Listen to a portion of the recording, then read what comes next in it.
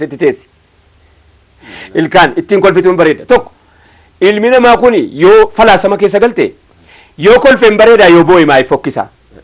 innoo afaanoo bakkuma tokko bohaartiidha beekan bohaartii sirran beekaa baran rakkadeen akkanitti bohaarsu dhabe malee waa naqabe jenna nakkatu innoo yeroo kolfu maa bareeda yeroo boo'u maa fokkisa innoo afaanoo iddee tokko fuullis akka tokko ijjis akka tokko fuulli isaan jijjiiramne yoo bakkuma tokko taa'ee iddee kamtu fokkuu gadi kennees iddee kamtu bareeda gad kenna ilmi namaa yeroo seeqatu hin tola yeroo boo'u maa fokkisa bari yeroo waa sababa isaa wallaale asirra falaasama beekadhu waan akkanaa kaafteen dubbattu waan akkanaa kaaftee irratti hin barreessitu haa ta'uu hin dandeessaa inni itti walaloodhuma hojjetamaa mataa ciccirtu maal godha Sah kun dhaamsa guddaadha. Namoonni gara aartii kana haaraa dhufu jirtan waan mataa bareedduu fidanii dhufaa jiran laal beezii sagalee bareedduu fidanii dhufaa jiran sagalee beezii qabdu sagalee bu'uura qabdu bareedduu fidaa jiranii kanaafuu yeroo fidan immoo waan tokko waan namni hin hojjetin achi fottoysanii isuma hojjetame otoo hin ta'in mata duree illee gaayaa mata duree garuu amma mata durumti tokko immoo kan hin hojjetamne danuu jira laa fakkeenyaaf amma waa'ee ukhuwwaati miti kan hin haasa'e yookaan immoo waa'ee imaamu ahmadi yookaan immoo kana kanaati jedhe seenaa imaamu ahmadi hin haasofne an waa'ee haadha imaamu ahmadi hin haasa'e malee imaamu ahmadiin hin haasa'u inni immoo innoo dinqii duwwaa jira bukhaariin haasa'u yaaqee imaamu ghazaliin haasa'u yaaqee waa innoo ajaa'iba kuusaa isa takkaa takkittiin jire lafa jira kanaa jennaanii waa hojjetu yoo kan isa waan dabarfatee ta'e waan kan isa dabarfatee haasa'uun har'aaf ta'uu qaba garuu walitti hidhuu qaba fide har'a maal keessaa barananiiti kan isaa haasa'u isa jedhamu har'a fiduu qaba ergaaniin biraa kennu wal qabsiisuu danda'u akka mata duree wal hin dhabne waa'ee ramadaanaa naasaa jedhee waa biraa haasa'uun qabu gaa waa'ee ramadaanaa walitti hidhaa maa inni onni ramadaanaa walitti hidhaa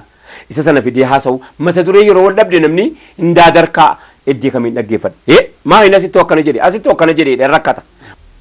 ana yoollee walitti hidhuu rakkate barreessee ka yeroo inni jedhe anatu walitti guduunfaaf riqichan kaa'aaf maaliif jennaanii muuxannoon argadhe jireenya koo keessatti riqicha kaa'in achi tarkaanfachiisa dandeettii barreessuu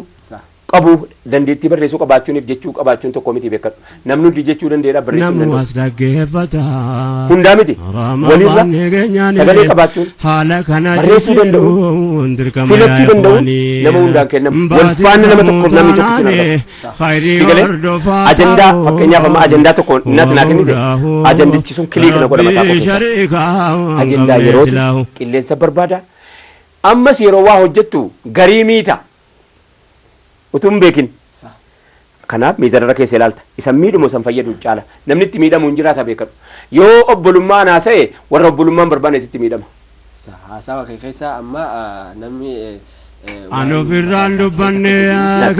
danda'a kirees godhee waan lamtu qola qabu gariin nama faayidaa qabu faana seetanii sirriidha walaloon dubbateen fidha mata duree yaadachiisa kana beeytanii yakkamaa namaa ta'uu huwa mawlaahu hin fagaanne hin haasofne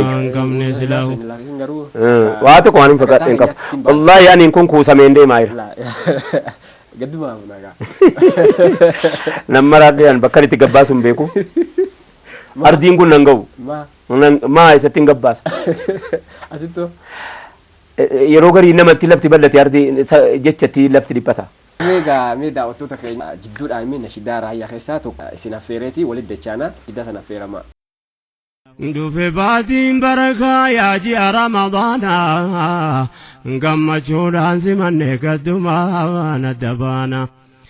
baatii rabbiin ergamaa isaatti buuse qur'aana amalummaa isaa wallaalle numti dagamuu baannaan ji'a rahmanni rahmaan keessa baay'atu kana du'aa ijabeeffanne warra milkaa'u taana عالم إسلام هنداف نصر ديني كدنا ربين كينيا أولانا كدانو فدقه هو مولاه ربي شريكا كم ليس له baatii nama maanaa dharrafe kaasu hirriba